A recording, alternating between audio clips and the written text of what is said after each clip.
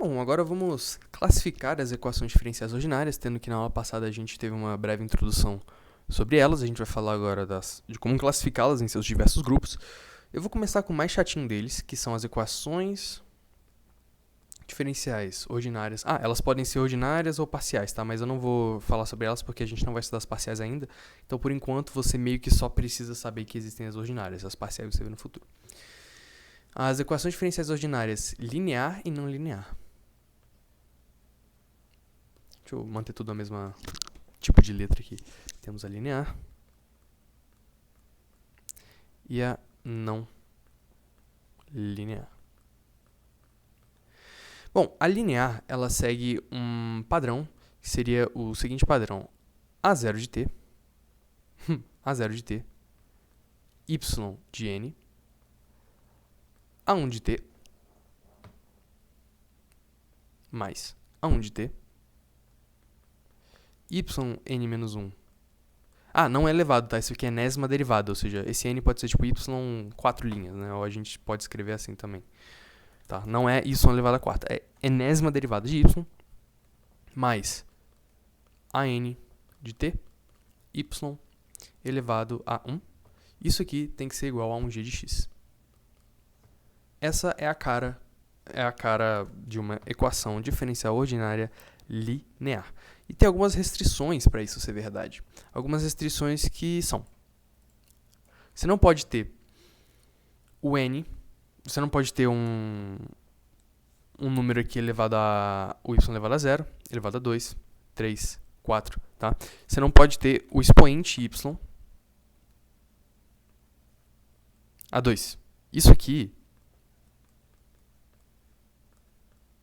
não é linear. É uma equação diferencial ordinária não linear, que são muito mais difíceis de resolver do que as lineares.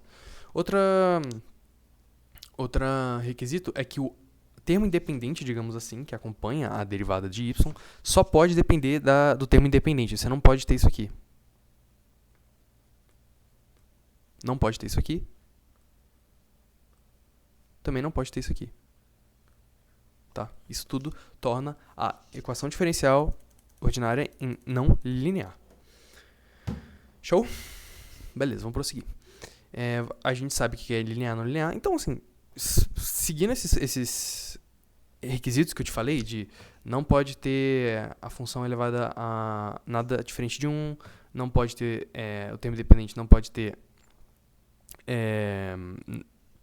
o A0 de t, o A1 de t, não pode depender do termo independente.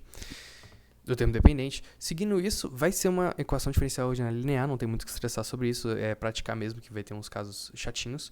E eu tenho aqui um bom exemplo de uma equação diferencial não linear, que esses aqui que eu dei, é tudo linear. Essa aqui do objeto em queda, da população, são lineares, porque seguem os requisitos que eu estabeleci aqui. Mas um exemplo de uma não linear que eu ainda não dei é a seguinte, que a derivada ao quadrado de θ em função de tempo ao quadrado, né, do dt ao quadrado, mais g sobre L seno de θ igual a 0, que é a equação do pêndulo, é não linear, porque justamente a gente tem esse seno de θ aqui, que o θ, para quem não sabe, é a nossa variável dependente, que depende do tempo, o tempo é a nossa variável dependente, e já que você tem o seno da variável dependente, isso aqui não é linear, e, gente, isso aqui não dá para resolver com precisão. Eu falei disso na aula passada, isso aqui não tem como resolver com precisão. Mas o universo das equações diferenciais ordinárias lineares é bem mais conhecido e dá para resolver elas de uma maneira mais tranquila. E o que a gente pode fazer? A gente pode, aproximar. A gente viu no ensino médio que a aproximação de que para um θ, para um dθ, um θ muito pequeno, θ é igual a aproximadamente seno de θ.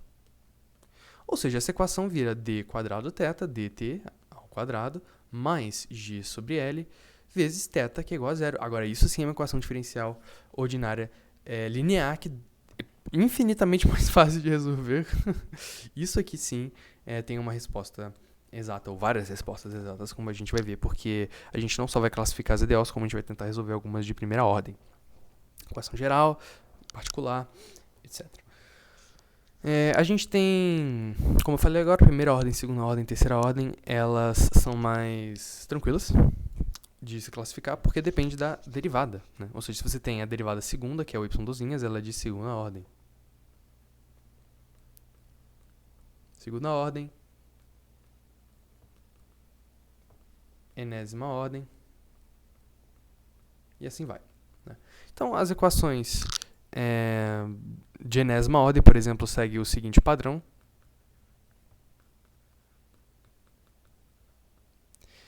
E também seguem o seguinte padrão de solução, ou seja, existe um φ, né, a derivada enésima de φ em função do tempo, tal que f disso aqui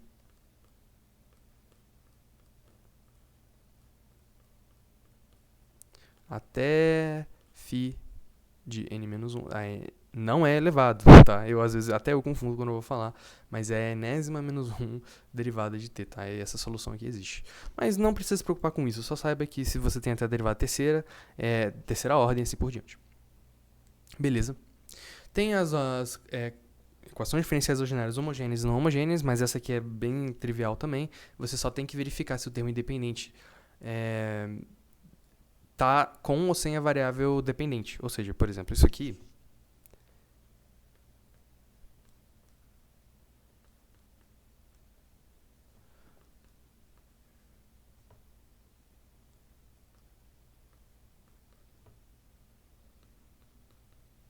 é uma não homogênea porque a gente tem o termo dependente, o termo independente, digamos assim, solto, sem estar acompanhado do termo independente. Para isso aqui ser homogêneo, a gente teria que ter o seguinte. Beleza? Então não tem que... Eu vou deixar isso aqui. Vou botar isso aqui como exemplo de não homogênea. É do não homogêneo, só para deixar aqui. É do não homogênea.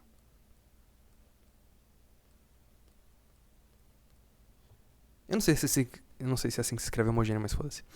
E uma da homogênea, eu vou dar um exemplo aqui, a derivada terceira.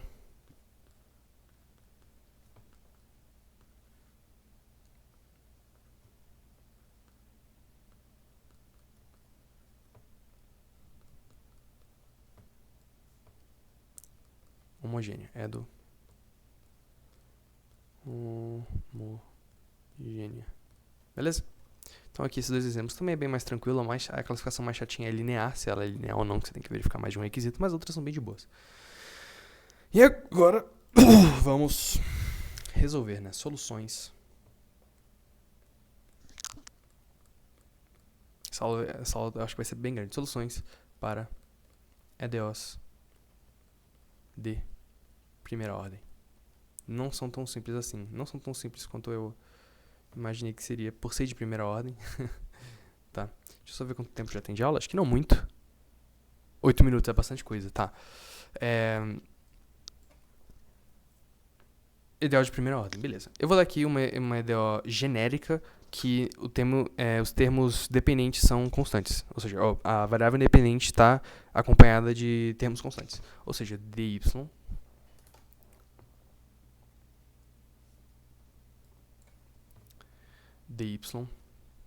sobre dt mais yb é igual a... Vamos resolver isso aqui, ou seja, a gente quer achar o y. A gente tem que dy, só fazer umas manipulações aqui, é igual a menos yb. Posso fazer isso? Posso. E o que mais eu vou fazer? Eu vou fazer isso aqui também, dy sobre dt é igual, eu vou colocar o b em evidência, tá? Vai ficar b menos b, que multiplica menos a sobre b, mais y. E agora eu vou passar tudo que está multiplicando menos b dividindo. Então vai ficar dy sobre dt. Tudo isso dividido por y menos a sobre b é igual a menos b. E olha que bacana a gente vai fazer. A gente vai integrar dos dois lados. Integrando dos dois lados, a gente tem isso aqui. dy dt y menos a sobre b é igual a integral de menos b dt. A integral da direita é trivial, a da esquerda você pode tentar fazer ela por método de integração convencional, mas você pode fazer ela também pensando no reverso da derivada, que pensa na regra da cadeia, que você tem a função original embaixo e a derivada em cima. Te lembra o quê?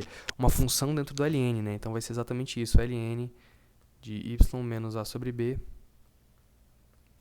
é igual a menos bt, mais uma constante. Eu não usei nenhum método de integração na parte da esquerda, tá? Tipo, daqui pra cá eu só fiz o inverso, o caminho inverso. Não foi uma regra, assim, é só você pensar. Tipo, deriva isso aqui que você vai achar isso, tá? É mais lógica, mas você integra por saber derivar. É meio bizarro, mas enfim. Agora a gente vai tirar o ln daqui pra colocar o y em evidência. A gente tem que y menos a sobre b é igual a e elevado a menos bt mais k. A gente pode reescrever o lado direito da equação sendo o seguinte: e elevado a menos bt vezes uma constante k, porque isso aqui é a soma, né? Você tem, então, e elevado a k vezes e elevado a menos bt vezes e elevado a menos bt. Só que isso aqui também é uma constante elevada a outra, então vai ser uma super constante, digamos assim. Eu posso escrever assim.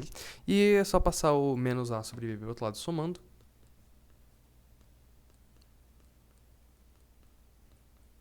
E achamos a solução da nossa EDO de primeira ordem. O caso mais simples da vida é esse.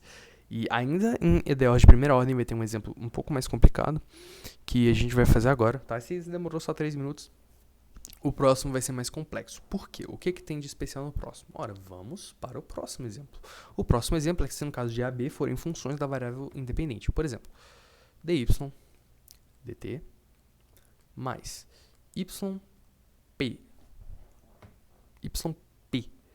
de x é igual a g de x. Esse método que eu acabei de fazer não funciona, mas vamos tentar fazer, né, para mostrar por que não funciona.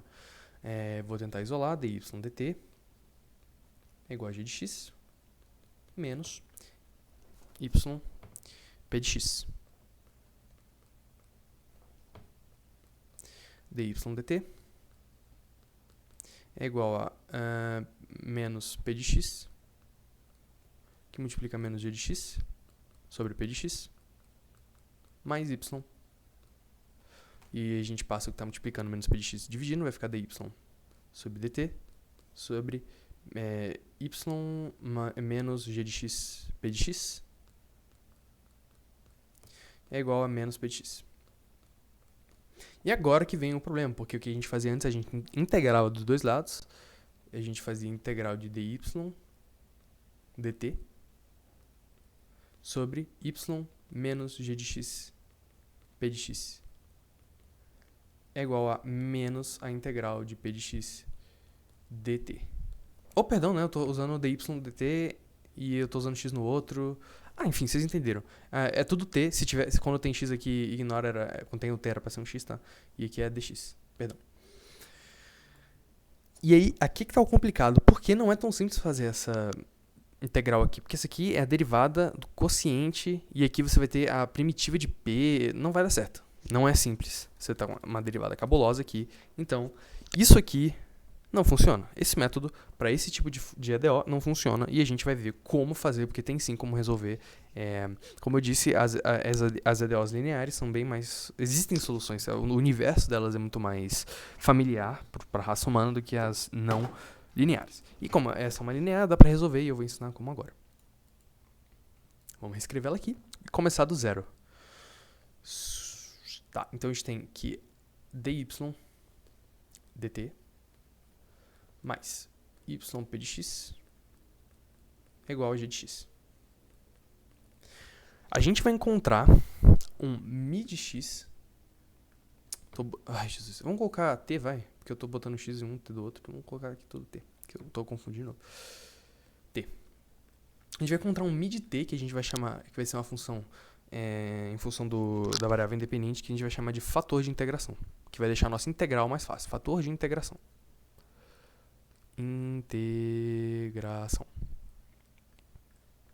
Como assim? Primeiro você multiplica tudo pelo mi de t. Tudo, os dois lados da equação. A gente vai ter o quê?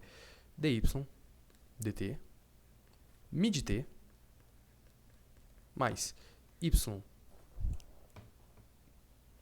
mi de t p de t é igual a mi de t g de t. Ora, eu apenas multipliquei os dois lados da equação pela constante de integração. Pelo fator de integração. Agora, queima um pouco os neurônios aí. Queima um pouco os neurônios aí, que você vai perceber que isso aqui, que eu vou que eu vou destacar de vermelho, é a derivada do produto. A derivada do produto. Então, o que a gente tem? A gente tem que, eu quero saber a derivada de, sei lá, f de x vezes g de x, dx. Isso aqui vai ser igual a f' de x, g de x, mais f de x, g' de x. E é exatamente o que a gente tem aqui. A gente tem dy mi de t, y mi' de t. Aí é que tá. Logo, a gente pode concluir o seguinte. Logo, obviamente, mentira. Logo, se a gente for igualar os dois lados da equação, a gente vai ter que o mi' de t tem que ser igual ao mi de t vezes o p de t. Ora bolas, isso deixa as coisas bem interessantes, não é? Porque, olha só, a gente vai ter então o mi de t, isolando o p de t, a gente vai ter isso aqui. E olha que legal, a gente pode integrar dos dois lados. E isso aqui dá pra integrar, isso aqui é fácil de integrar. Isso aqui é tranquilo. Isso aqui é tranquilo. Por quê? Nossa, eu tô parecendo um vândalo pichando aqui, ó. Que minha letra é horrível. Porque eu tô querendo ir um pouco rápido, porque essa aula já está com incríveis 16 minutos. Integrar isso aqui é mole, isso aqui é ln de mi de t. Isso aqui vai ser igual... Cara, parece um bicho aqui no meu pescoço. Isso aqui vai ser igual a integral de p de t. Isso aqui é em função de t, tá? dt. Mais uma constante k. E a gente vai aplicar o exponencial, né? O número de Euler, grande Euler. Dos dois lados vai ficar mi de t é igual a e elevado a exponencial. Caralho. Oh, foda, não tem uma letra, né? Não tem um número aqui nessa aula aqui de matemática, não tem de cálculo, não tem um fucking número. Matemática, enfim, virou letras. A gente achou a equação, o fator de integração geral. A gente pode achar o específico, que é até tranquilo nesse caso, porque é meio que imediato, você não precisa nem fazer esse passo todos aqui, você vai ter que isso aqui é igual a e elevado a p de t. Tá, mas esse aqui é o específico, a gente tá falando do geral. E, transformando esse geral aqui no específico, a gente vai fazer aqui por convenção.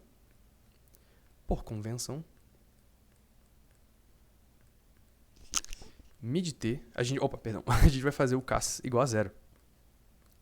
Tá, então a gente transformou esse fator de integração geral em específico. E agora a gente pode substituir aqui. E vai fazer a nossa integral mais fácil. Então vai ficar dy dt. A gente pode substituir no geral. Vai ficar o quê? Dy dt mi de t, que é... Na real, eu vou pular uns passos aqui. Acho que não vai machucar a aula, não. Deixa eu ver. Não vai ficar difícil de entender, não. Isso aqui vai ser a derivada de y de t multiplicado por mi de t dt. Isso aqui é igual a mi de t, g de t.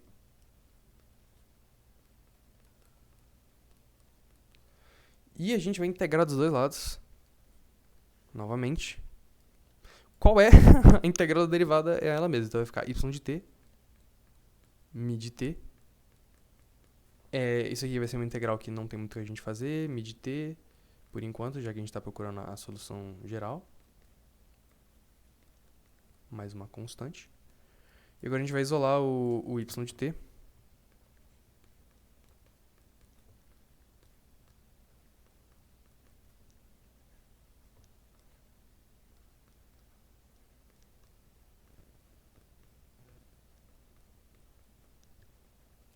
dt mais k. Encontramos a solução para uma EDO. Não foi tão trivial assim, não foi tão simples assim. Mas, consegui deixar menos de 20 minutos. Safe. A gente conseguiu classificar as EDOs e mostrar os passos de integração, tá? E com isso a gente pode fazer gráficos de famílias de soluções, porque tem várias funções que satisfazem isso aqui. Eu vou mostrar para vocês. Um exemplo, esse exemplo específico tem um desenho das curvas de soluções que é mais ou menos assim.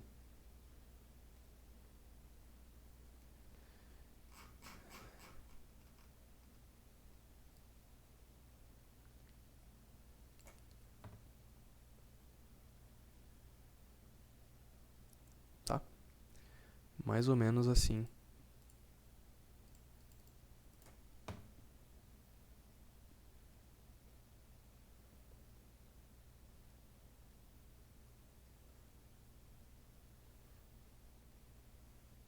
Opa, vacilei.